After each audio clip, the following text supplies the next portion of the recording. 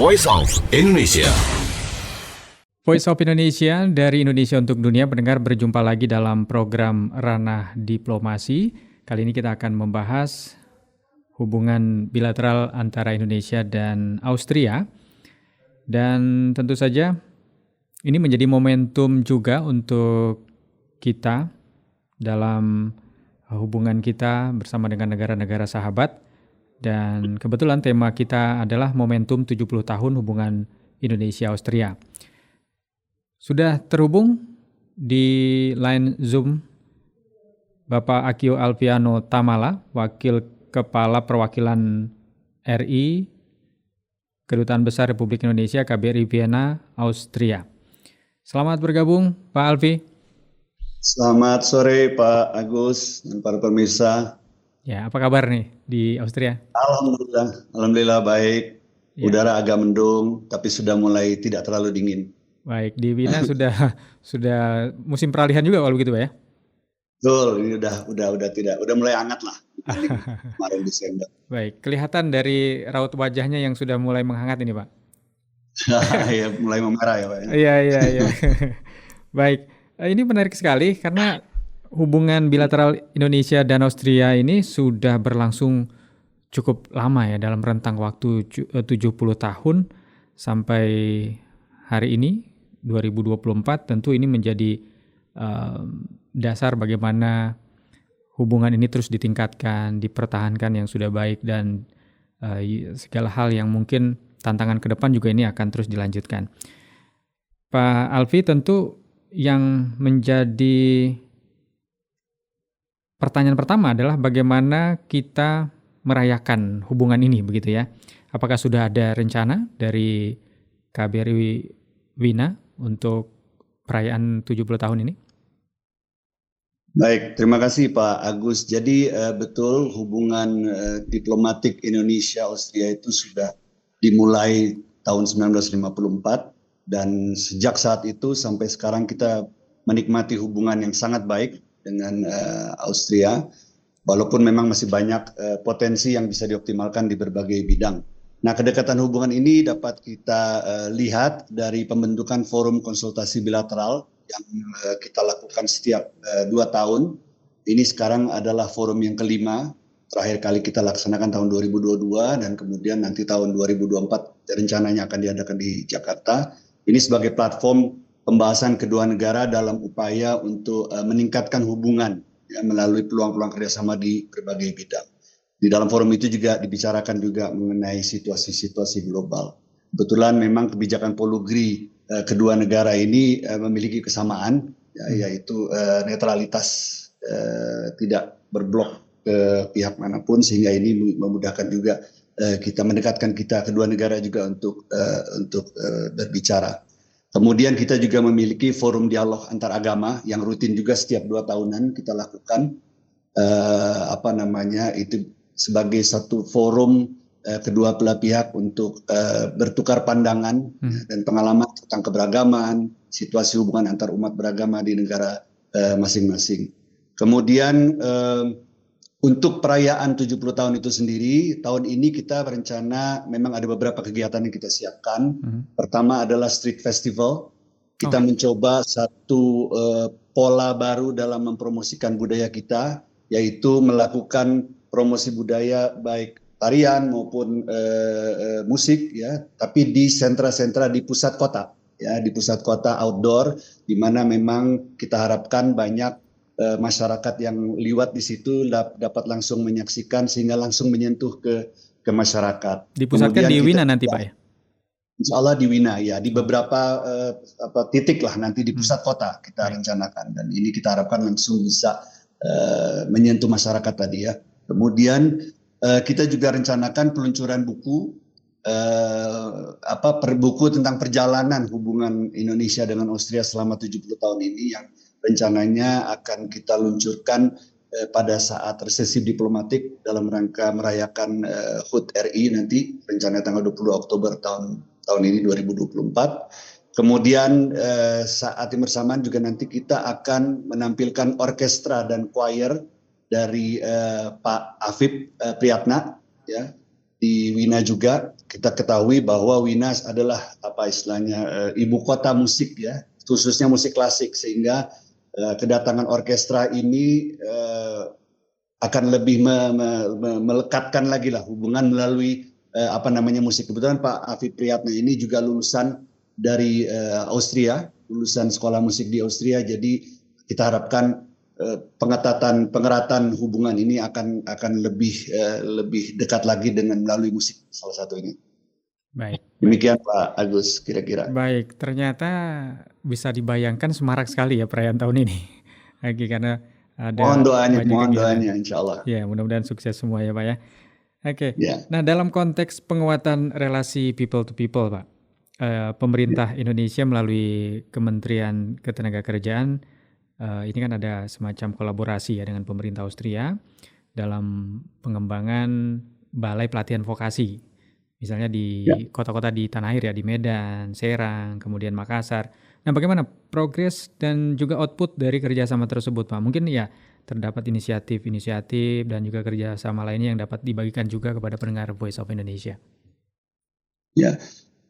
Baik, jadi betul sekali memang kalau kita lihat sekarang komposisi penduduk kita itu mayoritas berada di usia produktif ya 15-60 tahun, sehingga ini merupakan modal besar sebenarnya untuk Indonesia ke depan, sehingga pemerintah memang memandang penting untuk meningkatkan kemampuan dan daya saing mereka agar siap terjun ke dunia pekerjaan dan profesional. Nah, dalam rangka itu pula seperti yang disampaikan Pak Agus tadi, memang betul bahwa kita Indonesia dengan Austria bermitra dalam membangun balai pusat latihan tenaga kerja di Medan, Banyuwangi dan Serang.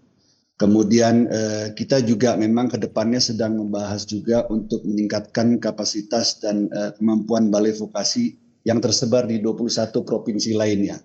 Nah, di sini pihak Austria akan berbagi pengalaman, ya, kurikulum juga, serta teknologi pelatihan agar para alumninya nanti lulusan itu akan siap pakai bukan saja di pasar dalam negeri, tapi kita harapkan juga bisa memasuki pasar luar negeri khususnya Eropa. Tentunya dengan standar dan kurikulum yang mungkin kita dapatkan dari Austria, ya, kita harapkan itu bisa meet sesuai dengan standar-standar yang diterapkan di Eropa. Memang tantangannya adalah salah satunya adalah bahasa, sehingga selain memang pemberian materi kurikulum tentang skill-skill dalam pekerjaan itu sendiri, tapi juga faktor bahasa tentu yang diharapkan akan yang kita diberikan juga kepada para siswa ini agar karena memang di Eropa ini kadang-kadang banyak juga lapangan pekerjaan yang memang membutuhkan keahlian berbahasa setempat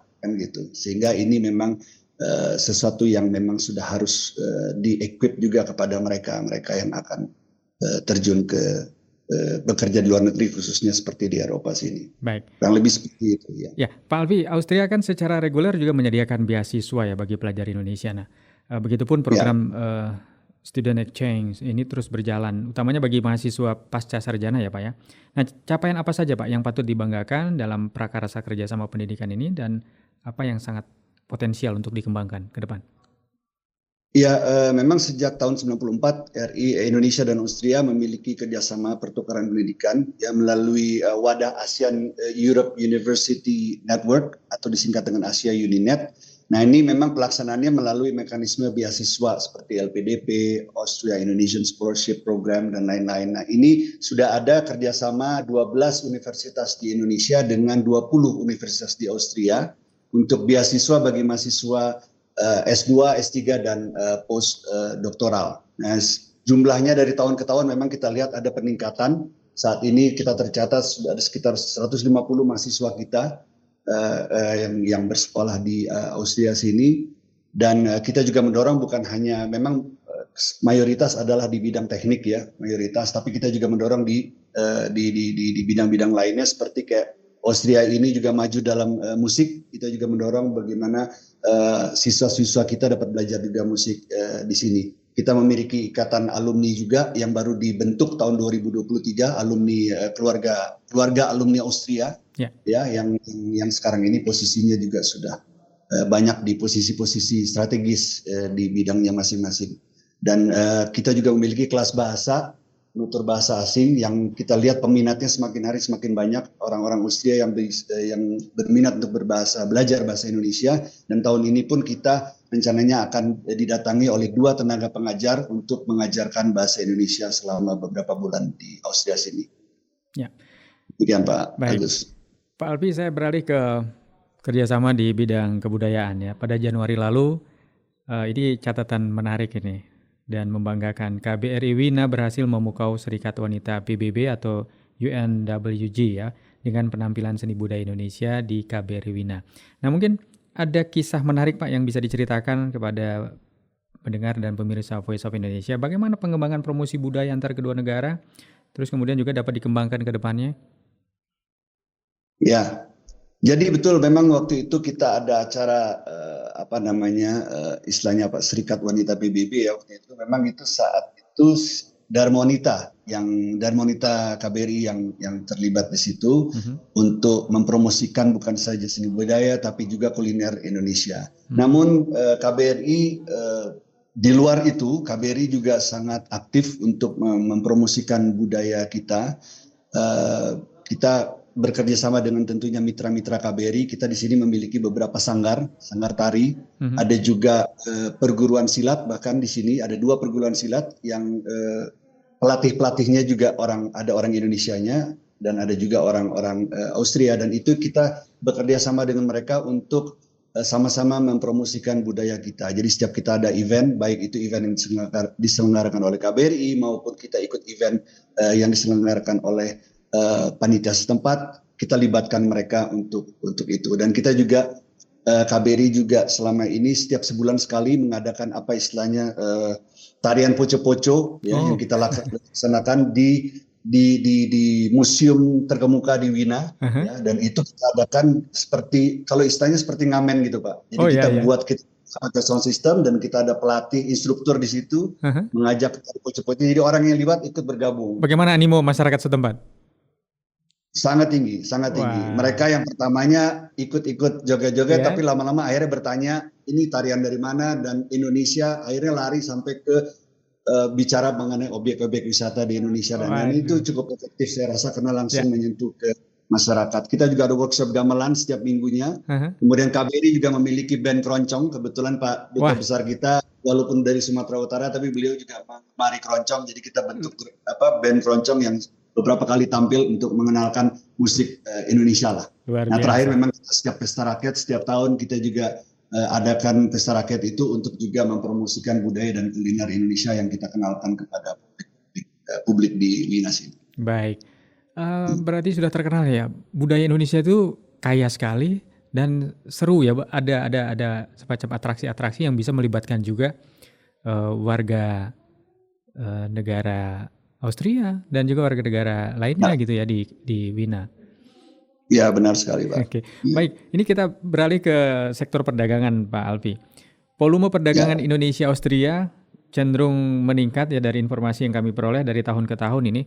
Ya meskipun terjadi defisit ya dari sisi Indonesia karena nilai ekspor Indonesia ke Austria hanya sebesar 37,23 juta dolar Amerika Serikat berbanding nilai impornya yang mencapai 289,08 juta dolar Amerika Serikat. Untuk data 2020 ya Pak ya, kalau tidak salah mohon dikoreksi nanti. Nah Indonesia banyak mengimpor high-tech products dari Austria. Bagaimana catatan KBRI Austria terhadap hal ini?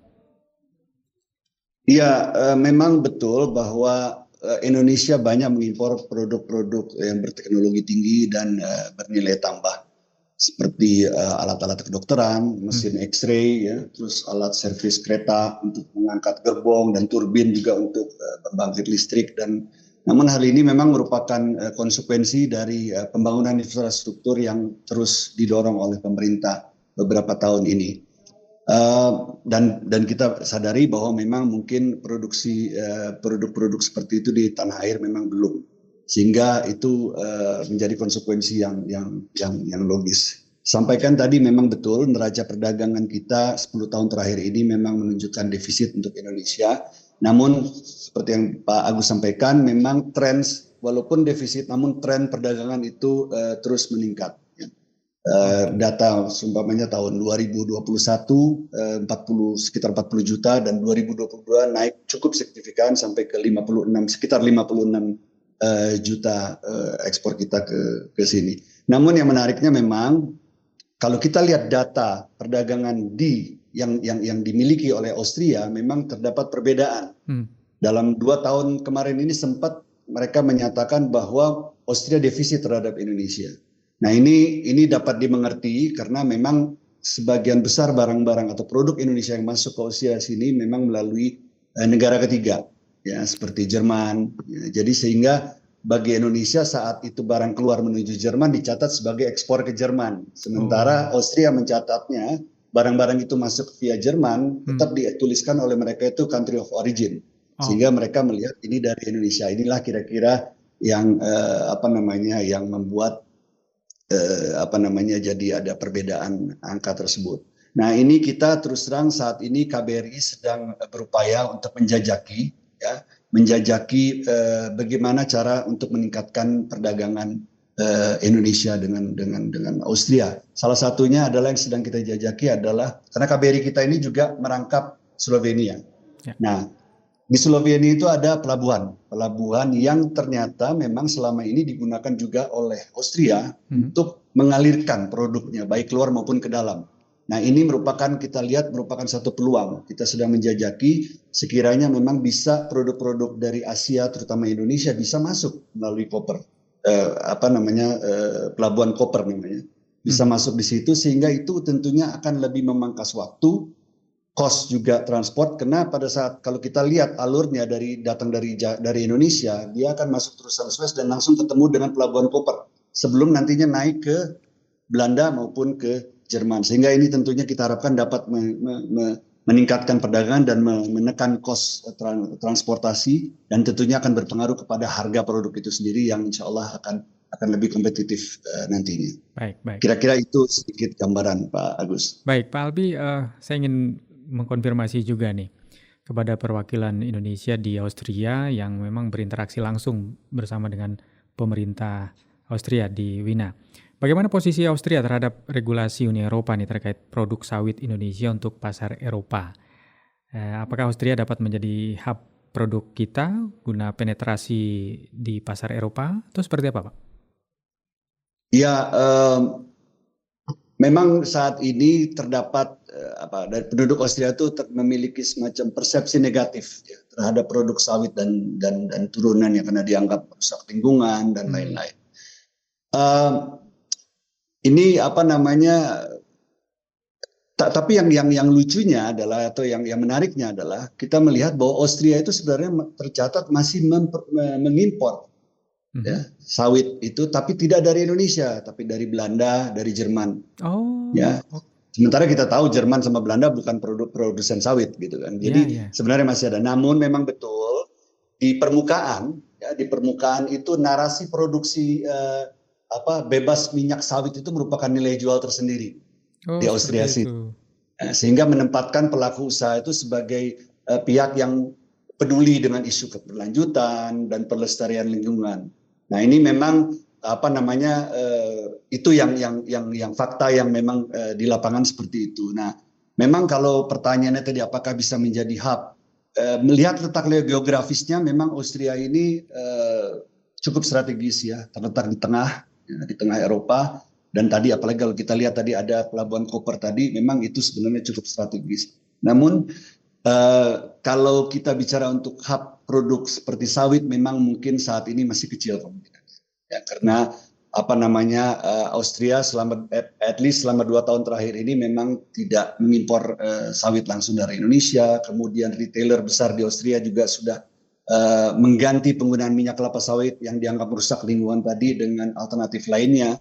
Dan kemudian memang Austria telah melarang penggunaan biofuel yang berbasis minyak kelapa sawit. Memang itu kondisinya saat ini di Austria. Baik Pak Alvi. Ini terakhir pertanyaan pamungkas sekaligus juga nanti ditambah dengan pernyataan penutup dari Bapak. Selain kerjasama Ya, bidang perdagangan, kemudian pendidikan dan teknologi yang sudah kita bahas tadi, sektor apa yang mungkin potensial untuk dikembangkan kedua negara ke depannya, dan apa catatan Pak Alfi terhadap semakin kokohnya relasi Indonesia dan Austria di usia ke-70 tahun ini? ya. Sebenarnya kalau di bidang teknologi itu masih banyak yang bisa dieksplor ya, seperti energi terbarukan, mereka cukup maju, kemudian pengelolaan lingkungan, Austria juga cukup maju, terutama pengolahan sampah. Mereka memiliki gedung pengolahan sampah di tengah kota, ya, yang tidak berbau, bersih, bahkan gedungnya unik, dibuat unik sehingga menjadi daya tarik turis untuk berfoto. Ini juga mungkin hal-hal yang bisa kita eksplor untuk pengembangan kerjasama. Kemudian di bidang hukum juga penguatan hukum konstitusi juga, karena kita ketahui bahwa hukum konstitusi pertama yang berdiri itu adalah di Austria tahun 1920, sehingga ini mungkin juga bisa jadi hal yang kita kembangkan kerjasamanya di bidang hukum. Kemudian yang menarik adalah bagian di bidang pariwisata. Di bidang pariwisata itu kita ketahui bahwa kedua negara Indonesia maupun Austria adalah destinasi wisata tingkat dunia. Ya, dengan kekhasannya masing-masing. Austria itu tercatat kurang lebih sekitar 40 juta total wisatawan yang berkunjung setiap tahunnya kira-kira.